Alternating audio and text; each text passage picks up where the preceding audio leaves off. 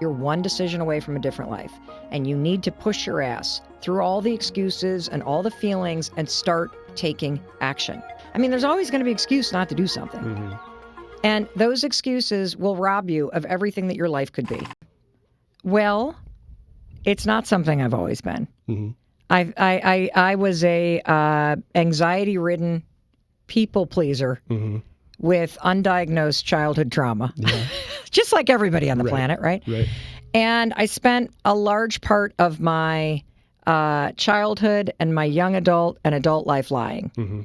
Literally kind of anticipating and being worried about what other people would think or how they would react. Mm-hmm. And then saying whatever I needed to say in order to not have people be disappointed or to have people like me. Mm-hmm. And I guess what happened for me is that when you spend a large part of your life trying to get other people to like you and trying to do everything you possibly can so nobody's mad at you, it's exhausting and it doesn't work. And it's very liberating when you can get to a point that you can accept yourself for exactly who you are right now and exactly who you're not. And it's just easier. I won a huge award for that show. CNN called. So 3 years later, using 54321, 54321, 54321 to not overthink the little things and just frickin' do it. Yeah. I was on CNN and I had given this talk in 2011 that was supposed to be about career change. It was the first speech I'd ever given in my entire life. And somebody put it online. It went viral.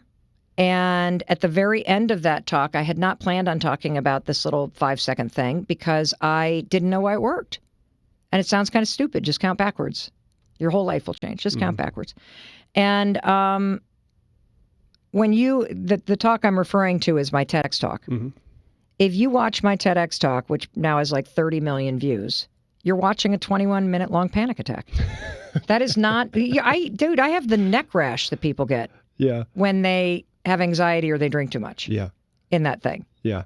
I wasn't supposed to talk about the 5-second rule. I mentioned it at the very end because I forgot how to end it. I was so anxiety-ridden, Rob, in the original talk, I gave out my email address. Oh, my God. And 30 million people would have seen that?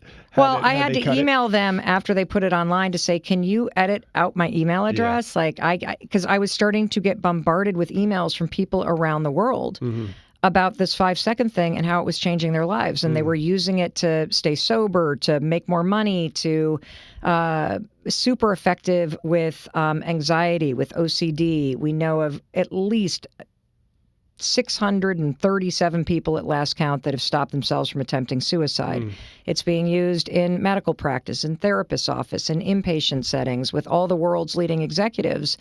And this thing took off virally, and I became sought after to teach it. So with you and writing the books and having all this come out, have you ever had a moment of like, this is fucking crazy that this is what I've built and this is where I am? Because this is beyond my dreams of what I thought could be possible. Every day.